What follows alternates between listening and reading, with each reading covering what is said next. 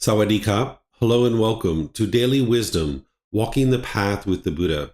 Today is our group learning program, and I'll be sharing with you Chapter 18 of our book, Developing a Life Practice, The Path That Leads to Enlightenment. This chapter is titled God's Creative Action, You Have Free Will. This is where I'm going to help you to understand this being God, so that if you'd like to have a relationship with this being and make your way to enlightenment, you can. But if you're not interested in having a relationship with this being, you can also do that and still get to enlightenment as well. So I'm going to help you to understand the various aspects of this being, because there may be certain things that you've been taught at different times that your mind is just believing, and you haven't been able to independently verify certain aspects of this individual being. Why, by you understanding this being, then you'll be able to actually have a healthy relationship with this being if you choose. And if you're not interested in having a relationship with this being, you can do that as well. So I'd like to welcome all of you, whether you're joining for the first time or you're joining regularly. And at the same time, I'll invite you to join for meditation, because we start each one of our classes with meditation. Then I'm going to move into this talk on God's creative action. You have free will. So the way that I start our meditation is I do some chanting to ease us into the meditation, which you guys are welcome to join in on. Then I'm going to come in with some guidance. There's going to be a period of time where it's just quiet and we're all meditating together. Then we're going to come out of the meditation with some more chanting. And that's where I'll start today's class. Arahang Samma Sambuddho Mahakawa Otang Mahakavanang Apivateyami Savakato Mahakavata Tammo Dhammang Namasami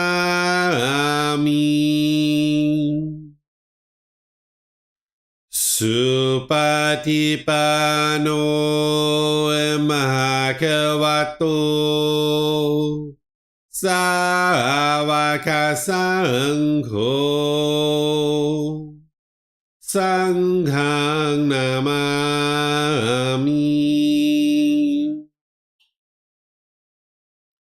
Namo Rasa Bhagavato Arahato Samma Sambuddhassa Namo Rasa Bhagavato Arahato Samma Sambuddhassa Namo Rasa Bhagavato Arahato Samma Sambuddhassa Iti Pisu Mahakawa Arahang Samma Sambuddho Vicacaranang Sammuno Sakato Rogavitu Anupero Purisa Dhamma Sati Satatawa Manusrang Oto Bhagavati.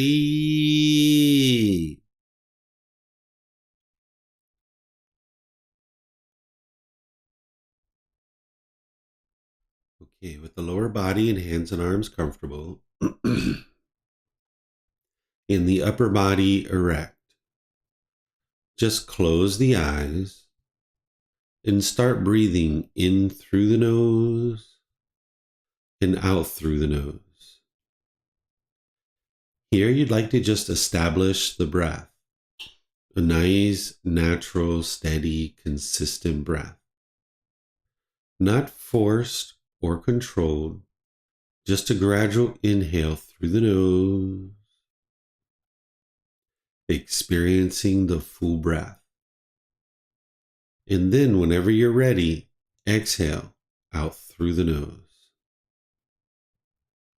Breathing in and out.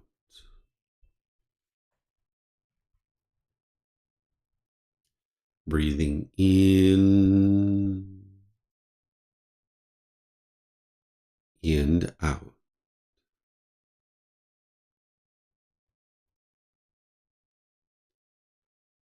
Your breath may not match up with the guidance that I'm providing, and that's okay. This is your practice. I'm just here for guidance. You can use this voice as a reminder that whenever you get to the next inhale, breathe in gradually through the nose, developing a nice, natural, steady, consistent breath. And then whenever you're ready, exhale out through the nose, experiencing the full breath. Breathing in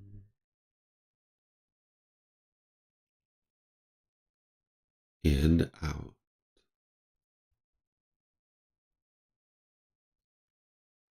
Breathing in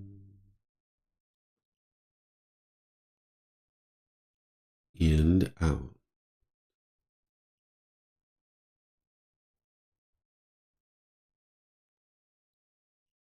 With the breath well established, start fixating the mind on the breath, either the sound of the breath coming into the nose or the sensation of air moving over the skin into the nose.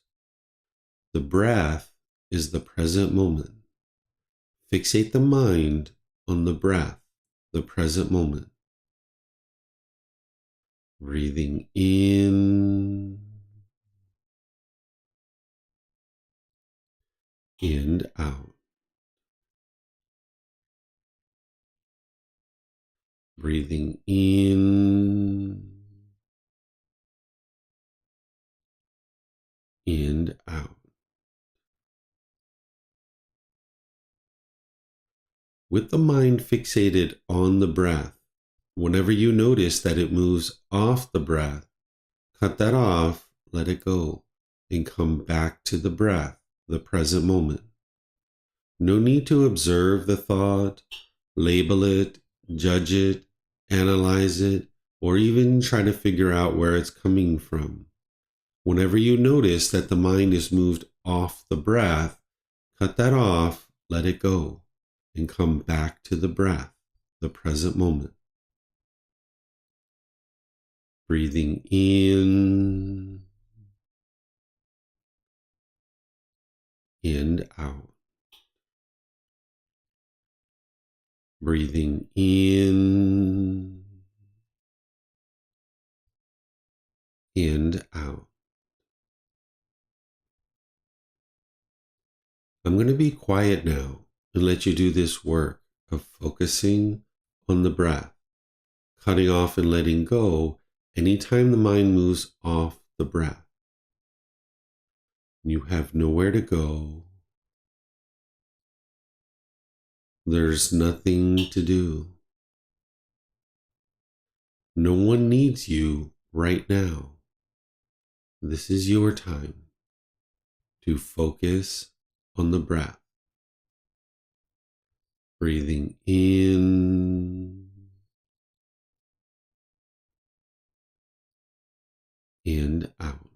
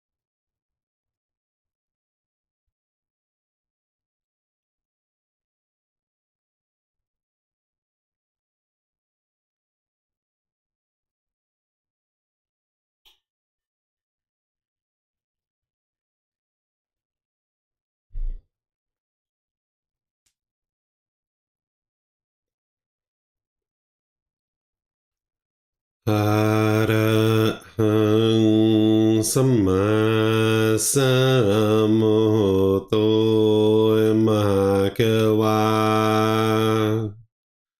โอตังมะเกวันนังอภิวาเตมิสวากขาโตมหะเกวัตตาธัมโมธัมมังนามัสสามิสุปฏิปันโนมหะเกวัตโตสาวกสังโฆสังฆังนามามินับโมตัสสะภะคะวะโตอะระหะโตสัมมาสัมพุทธัสสะนับโมตัสสะภะคะวะโตอะระหะโตสัมมาสัมพุทธัสสะนับโมตัสสะภะคะวะโตอะระหะโตสัมมาสัมพุทธัสสะอิติปิโสมะคะวะอะระหังสัมมาสัมพุทโธวิชาจารณังสัมมุโนสกาโตโรกาวิตุอนุเตโรปุริสานามาสติสัตตาตาวามนุสนังโอโตภาควาติ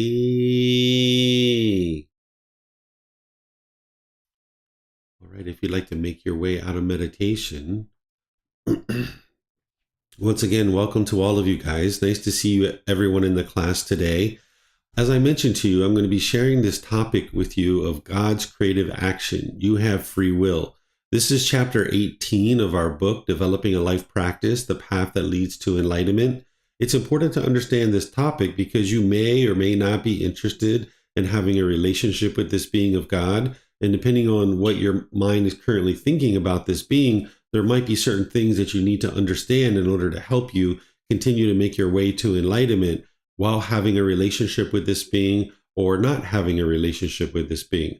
Oftentimes, there are certain things that we're taught as we're growing up that may or may not actually be true. And your mind might have been conditioned to believe certain things where what you would like to be able to do is independently verify everything that you're learning so that then you can have wisdom, making wise decisions and guiding your way towards enlightenment. So what I'm going to share with you today are topics about this being of God, helping you to understand this being so that if you choose to have a relationship with this being, you'll be able to do that. But if you aren't interested in that, you can also get to enlightenment without a relationship with this being. Because it's not God who determines whether you actually get to enlightenment or not. So that's why you can choose for yourself of whether or not you're going to have a relationship with this being. But as I mentioned, oftentimes we're taught different things that'll hinder us from being able to either have a relationship or not have a relationship. As we go today, you're always welcome to ask any and all questions. You can put that into Facebook, YouTube, or Zoom in the comments section, or in Zoom, you can electronically raise your hand and ask any and all questions that you like. So to get us started, I'd like to just share some definitions so that you understand what I'm talking about when I'm referring to this being of God. The way that I think about this being of God is the creator of the universe, the source of all moral authority, the supreme being. Now, some people refer to this being as God, others refer to this being as Allah, and there's other ways to refer to this being as well. Essentially, this is an all-knowing, all-powerful being that is omniscient and omnipotent. Whether you consider this to be what you think about this being or not is up to you, but at least you understand how I'm referring to this being, so that when I use the term God, you'll know that what I'm referring to, which is this particular being here. And when you hear me speak, I might use the pronoun he when referring to God, because all my interactions with this being, I've sensed that this being is of a male gender, but some people think about this being as other genders, maybe a female or maybe no gender whatsoever. And if that's the way you think about this being, that's up to you, but you'll hear me occasionally refer to this being with the pronoun of he. Now, when I say that this being is the source of all moral authority, then what we can understand about this moral authority is that when we practice moral conduct or virtuous behavior, this is maintaining and acting upon high principles for proper conduct, and certain conduct that's going to produce wholesome results in our life. And it's this being who is kind of the source of that moral authority, that as we practice these natural laws, then these natural laws were actually created by this being. And now we understand through the path to enlightenment more and more of what these natural laws are. And we start functioning through these moral conduct that is going to produce wholesome results in our day-to-day life. Ultimately, we have free will. Sometimes people are taught that this being is controlling you, or this being has a plan for you, or this being has a certain destiny or fate that they've decided for you, and that you need to fulfill that plan, or you need to live out that fate or destiny. This isn't actually true. Each one of us have our own free will. And you can independently verify this, because you can think about things in your life and ask yourself, who chose those things? So if you look at the hairstyle that you currently have, however your hair looks, ask yourself, who chose that? Think about the clothing that you're wearing right now. Ask yourself, who chose that? Think about where you live. Who chose that? Think about the type of occupation or job, or whether you even work or not. Who chose that? You can go through each individual thing about your life, and you can see that everything that you're experiencing, they're choices that you have made. This is your free will. Every single being has free will. There's nobody that can force you to do any particular thing. The only thing that you need to do, or you're required to do in this life, is die. Everything else is optional. The only thing that we're actually required to do, and we cannot change this, is this body is impermanent and it will ultimately die. So that's what you're going to experience. But everything else is optional, and it's based in your own free will. As I mentioned, God doesn't grant enlightenment.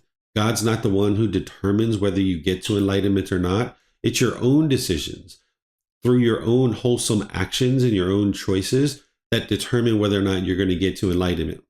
If you choose to train your mind through your own free will, then you can make your way towards enlightenment. It's not this being that determines whether you experience enlightenment or not. In terms of Gotama Buddha's teachings about this being of God, he never denied the existence of God, but instead he taught people how to attain enlightenment while still having an understanding of this being of God. Sometimes people say that the Buddha denied the existence of God, or you even hear people go as far as saying the Buddha rejected God. This isn't true. This is coming from people who haven't actually read and studied the original teachings of the Buddha. If you look at the original teachings of the Buddha, you'll see multiple places where he references this being. He refers to this being as the great Brahma. That's the way that he refers to it, because that's how they referred to God during his lifetime, as Brahma. So he refers to this all-knowing, all-powerful supreme being as the great Brahma. And you'll see this in his teaching. So oftentimes people translate it that way. When the Buddha is talking about this being of God, they will translate it as the great Brahma. But there's other translators that will just put the word God in there.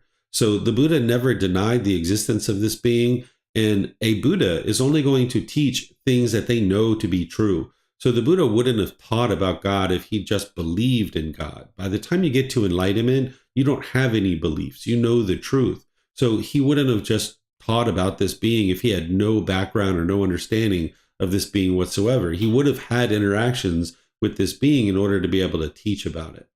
So the Buddha discusses not only this great Brahma, but he also discusses other various gods that people believed in during that lifetime, because he needed people to understand how they were thinking about these particular gods and how they could either understand those and make their way to enlightenment or not. So the Buddha's objective wasn't to prove or disprove God's existence. His goal was to help share the teachings that lead people to liberation, where the mind can be free of these discontent feelings. He was leading people towards enlightenment. And a belief in God or any other belief isn't going to lead someone to enlightenment. So in order to get to enlightenment, you need to have independently verifiable truth to acquire wisdom. So he didn't have any evidence that either proved or disproved God's existence. So he didn't offer anything that would allow anybody to either prove or disprove God's existence, because that's not the way God functions. If God's going to share things with you and help you in certain aspects of your life, that being is going to do that on a personal level, on a one-on-one level. There's not a way for us to independently verify this being of God. I can share with you things that will help you to have a relationship with this being, and then this being can communicate with you and you can experience that communication, but you wouldn't be able to take that and then go show it to somebody else and have them independently verify it. But for you, you can verify within your own practice that this being absolutely exists, but whether you choose to do that or not is up to you. So the Buddha wasn't trying to prove or disprove God's existence. Instead, he was helping people to understand how to get to enlightenment so that they could experience the peace and joy of this enlightened mental state. So the Buddha focused practitioners' minds on liberation, on how to get to enlightenment. And this is based in right view and the natural law of Gotama. So right view is all about understanding any discontent feelings that you have in your mind are being caused by craving, desire, attachment, the longing, the yearning, that your anger, sadness, frustration, irritation, annoyance, guilt, shame, fear, stress, anxiety, loneliness, boredom, shyness, resentment, jealousy, all these feelings are being caused by your own mind. It's being caused by craving, desire, attachment, the longing, the yearning. God's not the one who's causing these particular feelings. So you need to establish right view where you accept responsibility for your own feelings and emotions that are going on in your mind. In every other aspect of your life too, whatever is happening in your life, it's based on decisions that you're making. And you're going to need to understand the natural law of karma. And that's why I've been teaching you that all the way through this program of this cause and effect, or this action and result, the results of your decisions. That when you make a decision either wisely or unwisely, it's going to lead to either wholesome or unwholesome results. Because sometimes people are taught that what they experience in their day-to-day life is because of God, and that it's God that's controlling what you experience. And if you thought that way, you actually wouldn't be able to get to enlightenment. So you're going to need to establish right view, and you're going to need to be able to see the natural law of karma very clearly so that you can understand that what you experience is not based in God's creative actions, that you actually have free will. And what you experience on a day-to-day basis is based in your free will, in your own decisions. And when you put out decisions either wisely or unwisely, it's going to produce either wholesome or unwholesome results. So this is one of the teachings from the Buddha on God. There's a whole host of teachings that he shares, but I'm just going to share this one so you can see that what the Buddha is talking about is that you have free will. And it also confirms for you that the Buddha did indeed teach about God. So when you hear people say that he rejected the existence of God or he denied the existence of God, you'll know that that's not true, because you can see here in his own words that he's actually teaching about this being. This is just one aspect of his teachings about this being of God, where other teachings has other things. This is about helping you to see that you have free will. So this particular teaching is titled, All is Caused by God's Creative Action. He says, then monks, I approach those ascetics and Brahmins who hold such a doctrine in view as this.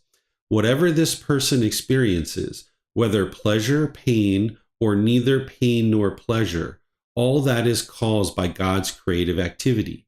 And I said to them, is it true that you venerable ones hold such a doctrine in view?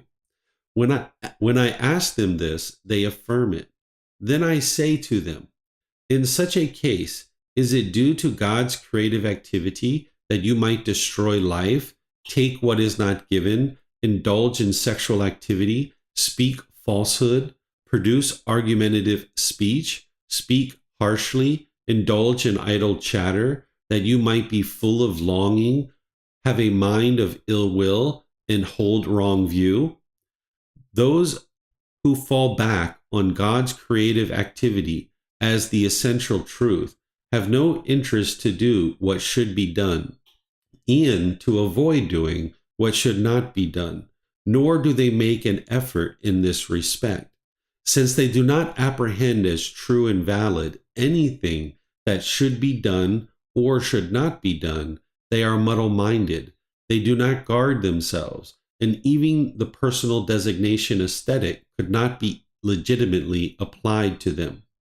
So what he's doing here is he's talking about this experience where he went and talked with some ascetics, meaning people who have given up worldly life in order to pursue enlightenment. These are individuals who are learning from other teachers. And he went and talked to Brahmin, who are Hindu priests, who they usually are, praying to God and having a lot of beliefs in God. And they have this idea or this opinion or this view that whatever they experience in terms of discontentedness, pleasure, pain, or neither pain nor pleasure, that is caused by God, that God is the one who's causing their discontentedness. And when the Buddha asked them if that's what they truly think, they affirm it. They say, yes, that's what we think, is that God is the one who's causing our discontent feelings.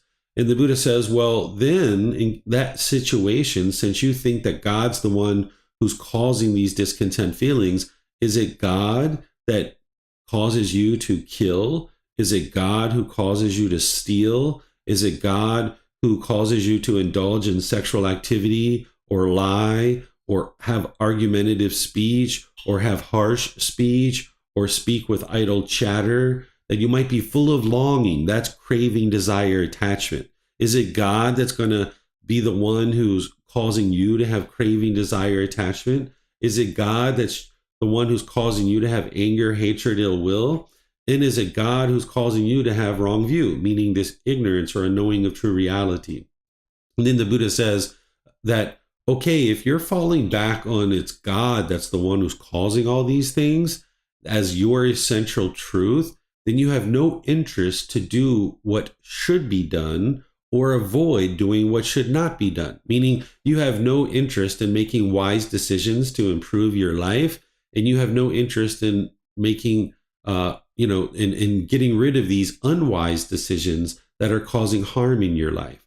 So you're not have an interest in making wise or unwise decisions and seeing what the truth is about those, so that you can then purify what it is that you experience on a day-to-day basis in terms of what you experience. And he says they don't make an effort in this respect, because if God is the one who's controlling everything and God is the one who is causing you to experience these discontent feelings, then why would you ever make an effort to change anything about your life?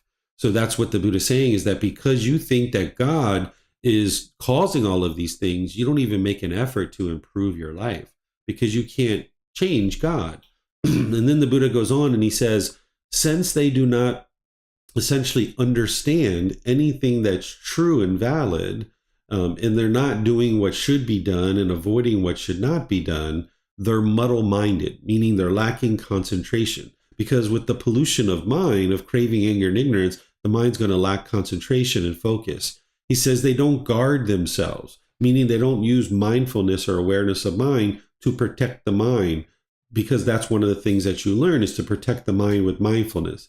And then he goes on and he says the personal designation aesthetic could not even legitimately be applied to them. If you were an ascetic, that means you were on the path to enlightenment. So if the personal designation could not even be legitimately applied to them, what he's saying is that if you believe God is the one who's controlling all these things that you experience, then you're not even on the path to enlightenment, because you're not training your own mind to cultivate the wisdom to make wise decisions and avoid unwise decisions. So this is a teaching where you can see the Buddha is essentially saying you have free will, and it's not God that determines whether you get to enlightenment or not. And he's helping you to be able to see that through his discourse here. So here you can see that the Buddha did indeed teach about God. This is just one discourse, but there's others as well. In terms of other teachings related to this kind of topic of things you might have experienced as you were growing up or things you might have been exposed to, there's undeclared teachings of the Buddha, where he, of course, has 45 volumes of books that are this thick, that this is what we call the Pali Canon. This is the largest, most complete collection of the teachings of the Buddha.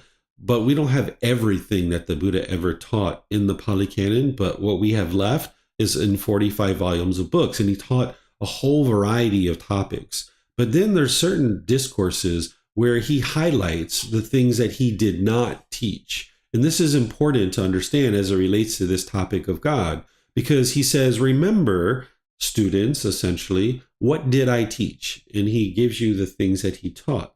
And then he says, remember what I did not teach. I did not teach these things. These are his undeclared teachings. Whether the world is eternal or not eternal. What he means is like the universe and the whole world. He didn't teach whether it's going to last forever, or he didn't teach whether it's going to end at some point. The same thing is whether the world is finite or infinite in terms of the size and space of this world.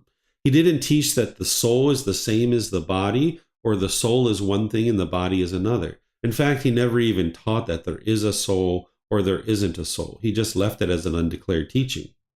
Then he didn't teach after death the Tathagata exists, meaning himself.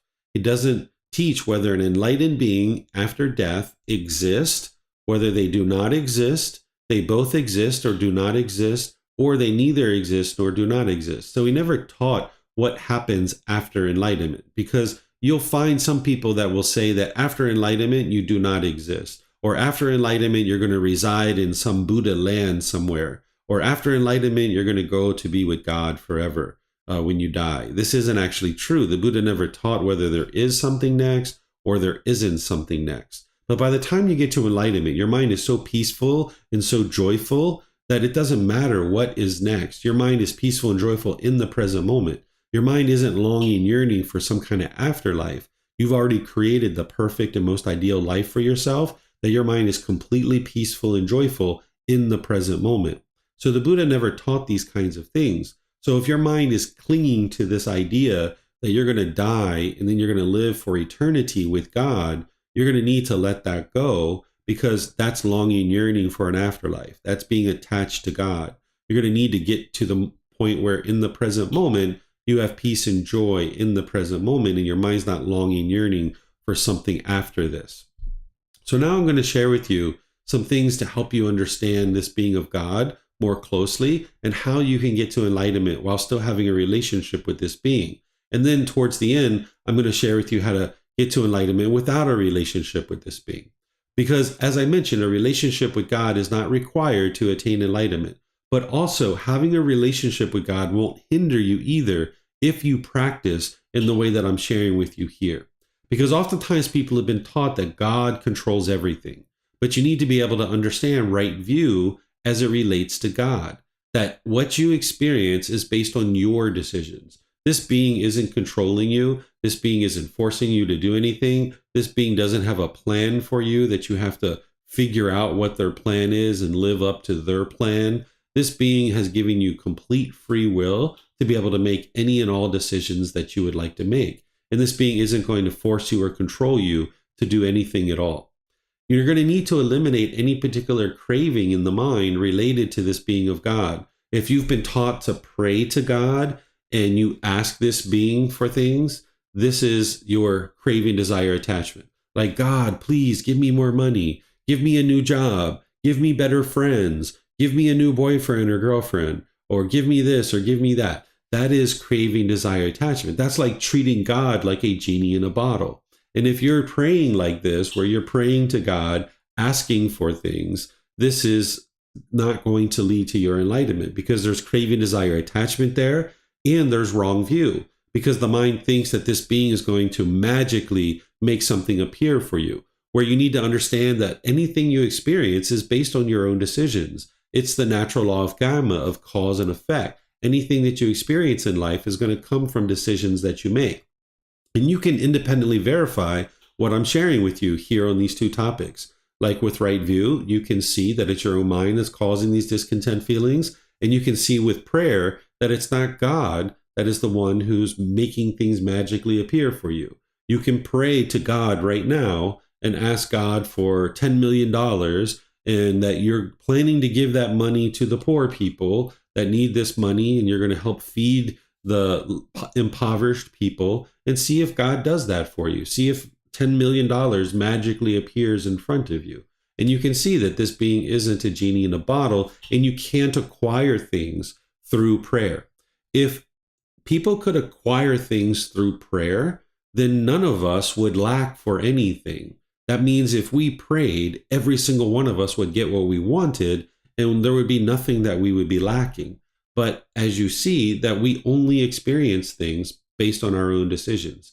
So if you're going to pray, it's important to make sure you don't have craving, desire, attachment, and you're not asking God for things, treating this being like a genie in a bottle. If you would like to pray, you can let this being know through your prayer that you believe in this being, and maybe you even know that this being actually exists. You can actually pray and say, I know that you exist. Or you can say, I believe you exist. Or you can say, I don't know if you exist, but if you exist, I'm open to your guidance and anything you would like to share with me, and give thanks for this being in your life. And if you pray in this way, at some point, this being could potentially make it known to you that they exist, because this being is capable of helping you to be able to see that they exist. And they usually do that on a one-on-one basis. So this being can actually provide you wisdom that's going to help you along the path. But this being doesn't do that at your own beck and call. It's not like you can press a button and this being is just going to tell you whether to turn left or turn right. But if you tell this being that you're open to their guidance, at some point in the future, as this being feels like it's important to provide you guidance, they can do that. And they do it through your own mind, that they have, it's almost like a fatherly advice inside your own mind.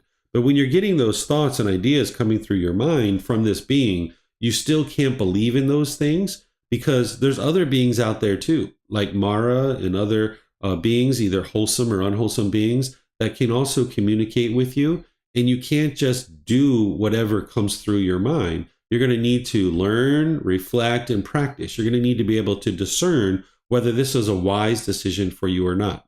And when this being is giving you guidance, it doesn't mean you have to run off and do it, or else they're going to punish you. That's not the way this being functions. They don't reward you and punish you. This being is helping you through guidance, and then whether you choose to do those things or not is up to you. But you're still going to need to be able to discern whether those particular ideas and thoughts are wise or not, because you need to have that wisdom yourself. So if you would like to do this kind of thing, you can. And you're going to need to eliminate any craving, desire, attachment you have for existence with this being in heaven. If you have that, where you've been taught that after this life, you're going to exist in heaven with this being, and now that's the ultimate goal of your life, you're going to need to get rid of any craving, desire, attachment that you have to exist with this. Wi-Fi went out. So as I was sharing, you're going to need to get to the point where you don't have a craving to exist with God in heaven, because sometimes we've been taught that that's the ultimate goal of this life, is to do a whole bunch of good things in this life, and when you die, you're going to exist with God in heaven. And if you've been taught that way, that's the mind longing, yearning to exist with this being. You need to get to the point where you're peaceful and joyful in the present moment, and the mind isn't longing, yearning to exist with this being of God in heaven. You're going to need to eliminate any and all craving, desire, attachment to this being of God. Whereas if your mind's longing, yearning, or trying to live up to what you think this being's expectations are, or anything like that, you're going to need to get to the point where you understand you're an independent practitioner, cultivating wisdom, making wise decisions, and your goal isn't to live up to this being's expectations or anything like that. Then, in terms of the natural law of Gama, you're going to need to understand this cause and effect, and action and result, that everything you experience is based on your decisions. It's not based on God.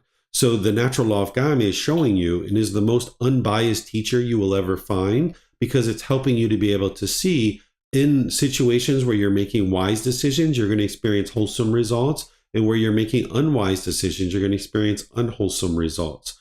So the natural law of Karma is what you're experiencing on a day-to-day basis. God isn't punishing you and rewarding you or anything like that. God doesn't do that.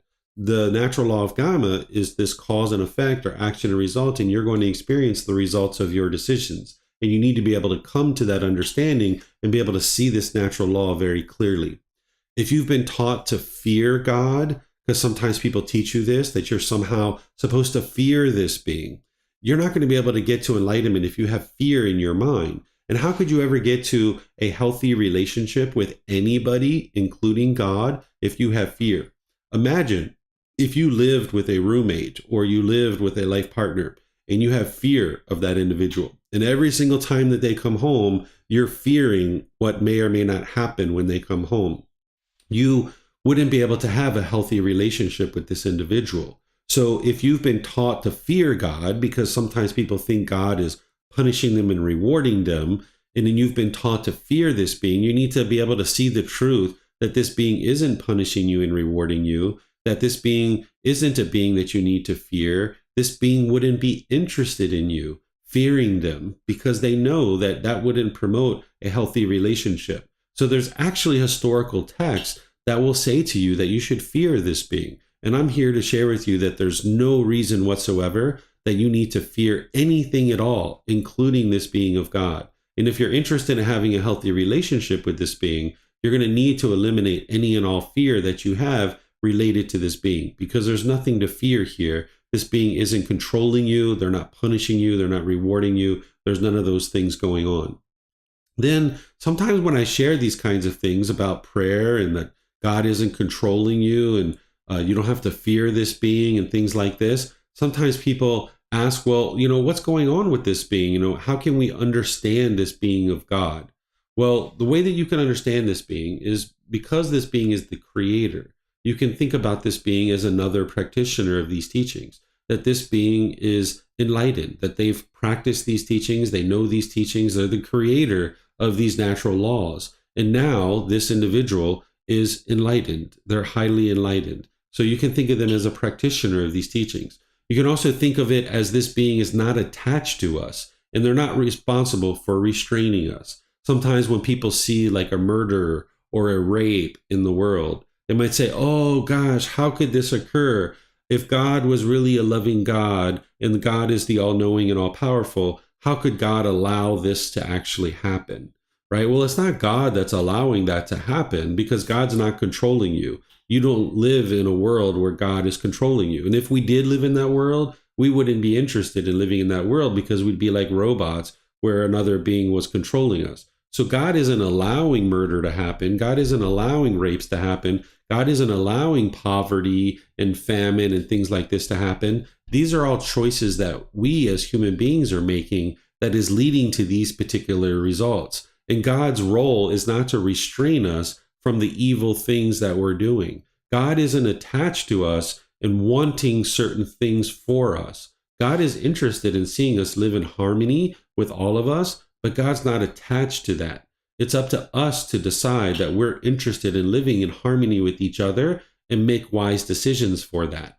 So God's role isn't to restrain us. And one of the things I can give you as an example of this is that when my son was very young, when he was like maybe 9 months or 1 year old, we were in our apartment at that time and I was taking care of my son, and there was a stove that was really hot. And he kept walking over to the stove and kept walking over to the stove. He kept wanting to touch the stove. And I kept restraining him and restraining him and restraining him and stopping him from touching the stove. But eventually he kept going back to the stove. So I just let him go over towards the stove. And when he got there and he could feel the heat of the stove, he pulled his hand back and he realized that the stove was hot, and he decided to never touch the stove again after that, right? But as long as I kept restraining him and restraining him, he didn't have the wisdom to understand that that stove was hot, so he kept wanting to touch it.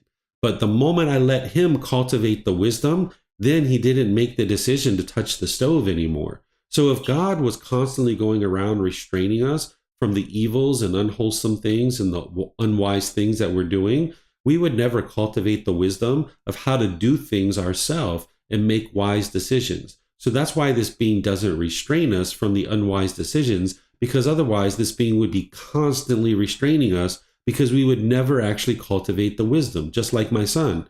So this being is not attached to us, not wanting and longing, yearning for us to be any particular way, and instead provides us this free will to be able to make any and all decisions that we like, and we get to cultivate wisdom and then make wise decisions.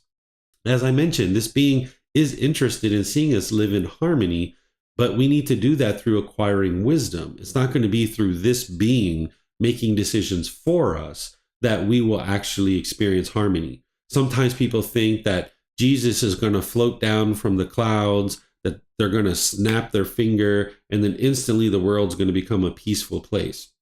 This isn't the way it's going to work. But let's just say that that did occur, and God decided to snap his fingers and instantly create peace in the world. Well, in a matter of seconds, because human beings don't have the wisdom, we'll be right back into the same problems that we had all along, because we're going to start making all these unwise decisions. So this being God or any other beings like Jesus that people are thinking are going to come back and save the world and snap their fingers and instantly create peace in the world, this isn't the way that it's going to work. It's each individual cultivating wisdom and then making wise decisions that the world's going to become a more and more peaceful place.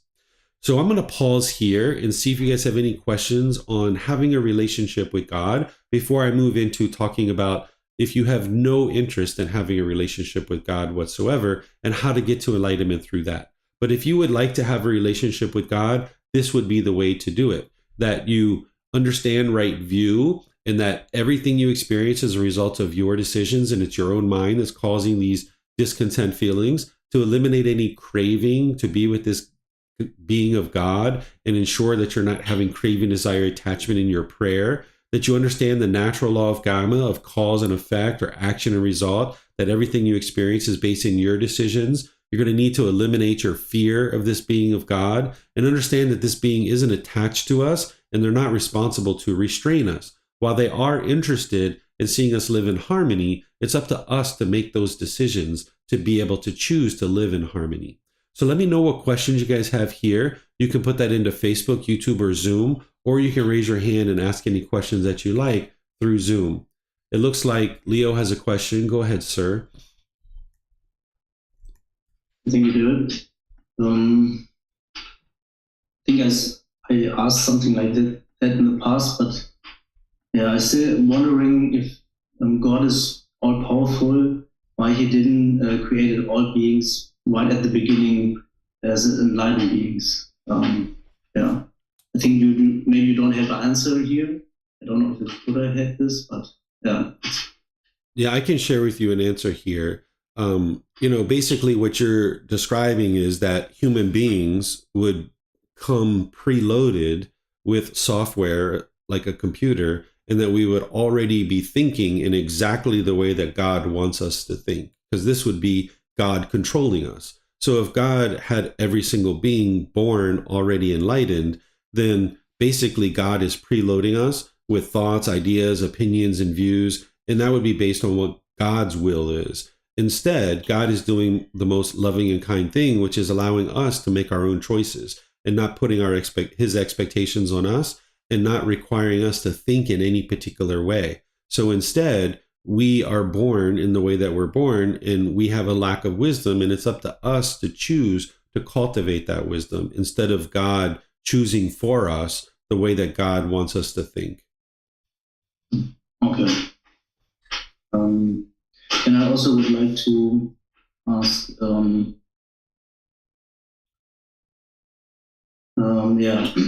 wondering about the example where you compare the relationship we can have with God with the relationship with the neighbor. Could you explain that?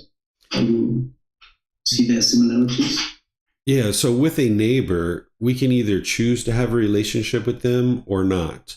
And if we choose to have a relationship with our neighbor, it usually works out best for us because when we need help, we have somebody there that we can talk to. Like we can talk to our neighbor, say, hey, we're going on vacation. Would you mind looking over our house? Or we can go to our neighbor and say, hey, I'm making this recipe. I have something in the oven. I need a little bit of salt and don't have time to go to the store. Can I borrow just a little bit of salt? Right? We have a neighbor that if we have a healthy relationship with that individual, then this is beneficial for us and it produces beneficial results in our life.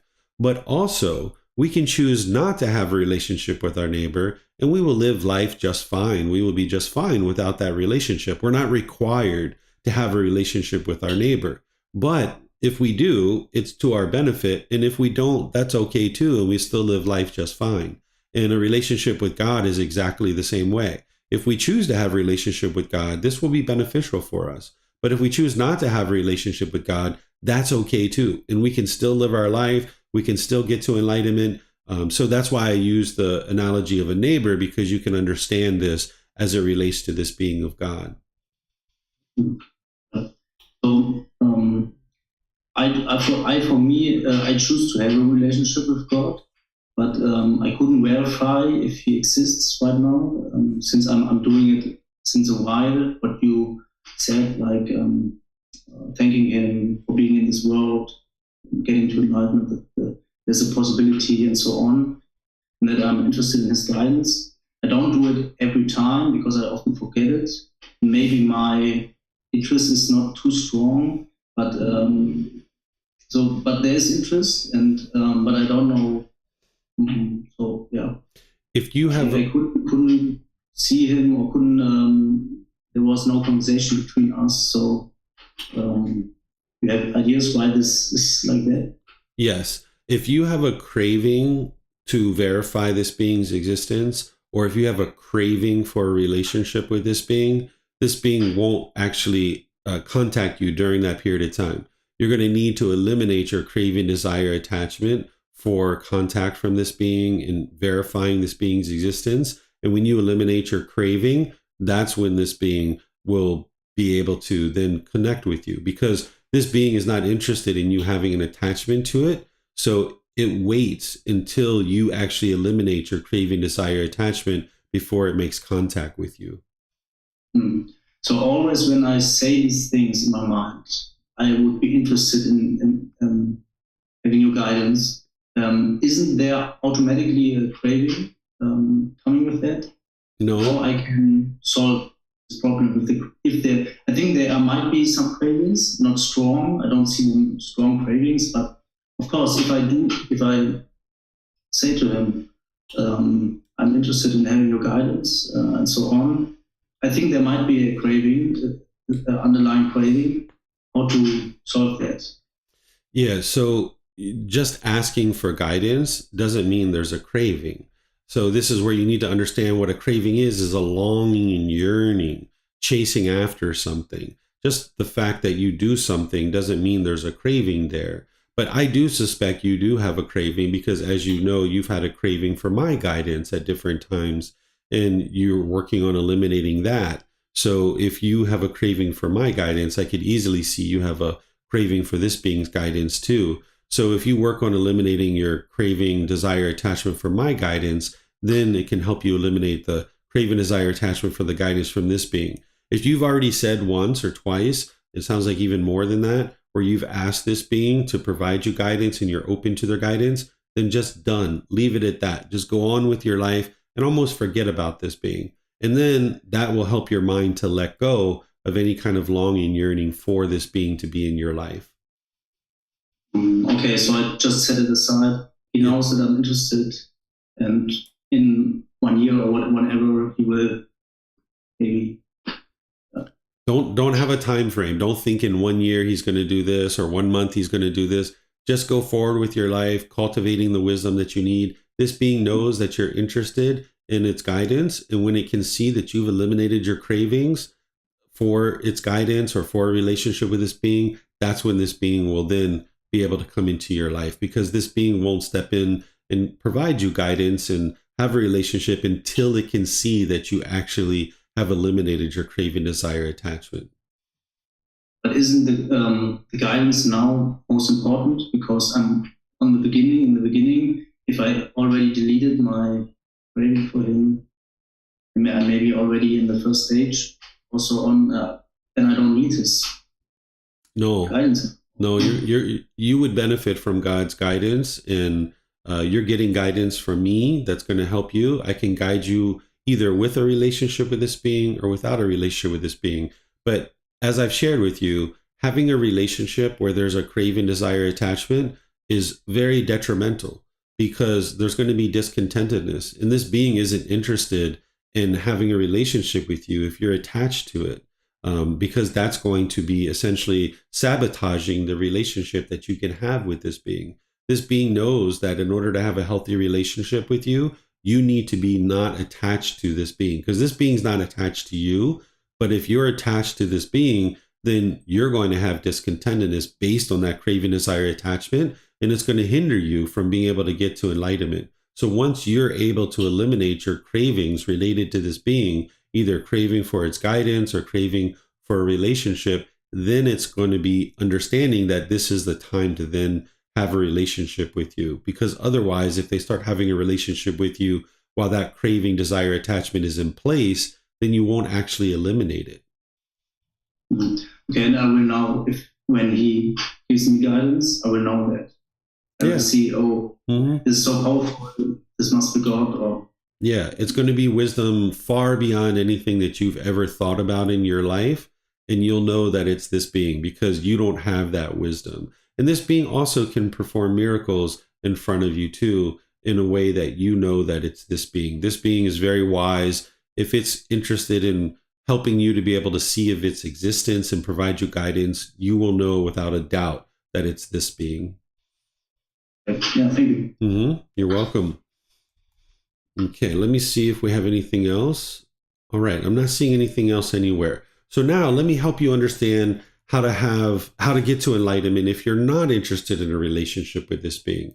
Because sometimes people have had different experiences in their day-to-day life where maybe they were involved in a church or a church community, and maybe they've had difficulties and struggles in that environment. Maybe they've even been abused or sexually abused by individuals in that environment, and they're attributing that to God, because these people who've abused you either physically, sexually, verbally, or anything like this, they're acting based on their choices and decisions. It's not God that's choosing to abuse you. But if you've actually had those types of experiences, you might actually hate this being because you're maybe attributing the actions of those people that have done these unfortunate things to you as having come from God, when in reality, those things didn't come from God. They came from actual individual people. So if you have no interest in a relationship with God whatsoever, you're going to at least need to get to a point where you have loving kindness for all beings, including God. So if you have anger, hatred, and ill will or frustration or anything like this towards this being of God, you're going to need to eliminate that from your mind so that you can then go forward without having any relationship with this being whatsoever. The way that you eliminate your anger, hatred, and ill will towards God and you cultivate loving kindness towards this being is, if you have this anger towards God, you're going to need to insert this being into your loving kindness meditation. And then this will allow you to cultivate in your own mind this loving kindness towards this being. And again, in this situation, you don't need to have a relationship with this being, but you need to at least release any kind of anger, hatred, or ill will that's in your mind. Because even if you have anger, hatred, and ill will in your mind towards an ex-boyfriend or an ex-girlfriend, or maybe somebody has died and you no longer are even having a relationship with that person because they've died, if you have anger, hatred, and ill will in your mind, you're not going to be able to experience enlightenment because there's still that fetter or that pollution or taint of anger, hatred, and ill will in your mind. So if you have anger, hatred, and ill will towards any being whatsoever, you're not going to be able to get to enlightenment. And that includes this being God. So if you're interested in getting to enlightenment without a relationship with this being of God, you're going to need to at least be sure that you don't have any anger, hatred, and ill will in your mind. And if that's where you are right now and you aren't interested in having a relationship with this being, done. End of story. Move forward in your life. You have no anger towards this being. Maybe you don't even know if this being exists and you're just not interested in having a relationship with this being. Done. End of story. Walk forward in your life. But if you're not interested in having a relationship with this being and you have anger, hatred, and ill will, you're going to need to release that through loving kindness meditation. And then if you're interested in having a relationship with this being, you're going to need to understand the things that I taught previously. So this is everything that I have to share with you guys. I'm going to open up for any questions that you guys have related to this topic before we end class, because I just gave you a little bit more information here. And I'd like to just be sure that any questions that you guys have related to this topic get addressed. So you can put that into Facebook, YouTube, or Zoom, or you can raise your hand in Zoom and ask any and all questions that you like.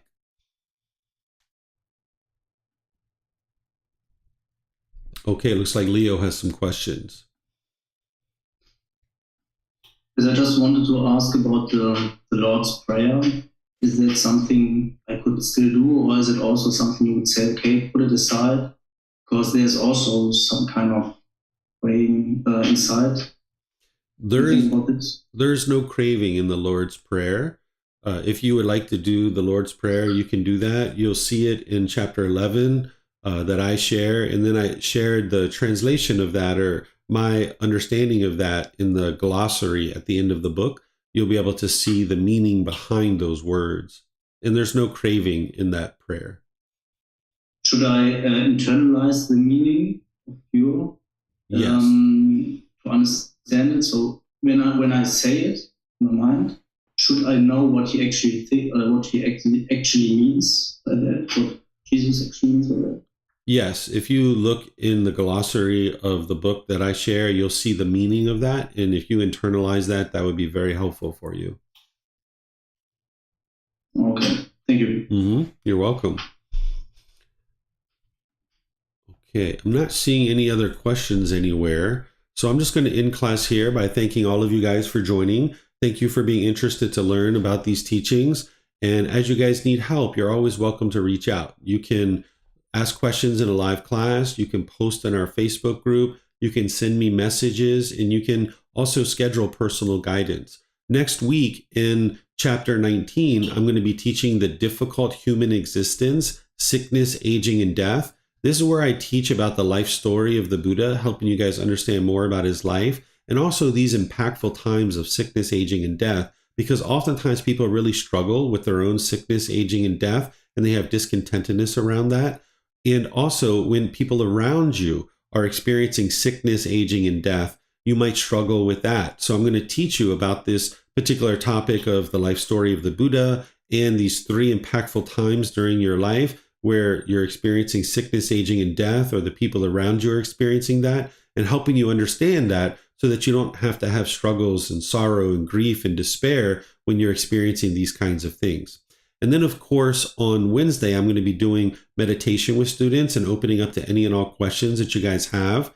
Here today, in about 1 hour, I'm going to be starting a class in California that's going to be live streamed that is about the natural law of Gotama. So if you're interested in learning that topic, you can learn that. I'm also going to be teaching what is merit, continued support on the path to enlightenment, how to integrate these teachings into your day-to-day life. And then this afternoon, I'm going to be teaching loving kindness meditation. So if you'd like to attend either through Zoom or our live stream, you'll be able to attend because we're live streaming all these classes from here. And today I'm going to be wrapping up my course here in California. So again, thank you all for joining, and perhaps I'll see you guys in one of these future classes. Be well and take care. Have a wonderful and lovely rest of your day. Sawadee ka.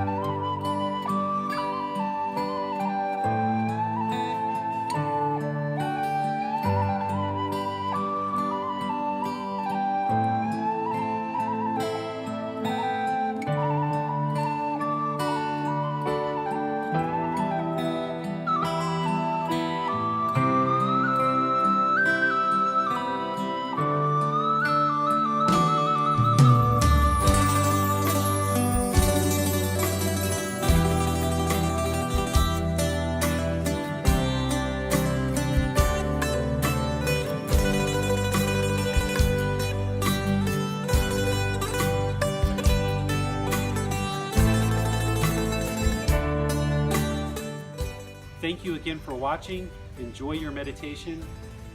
Look forward to seeing you online and answering any questions that you might have. Thank you so much.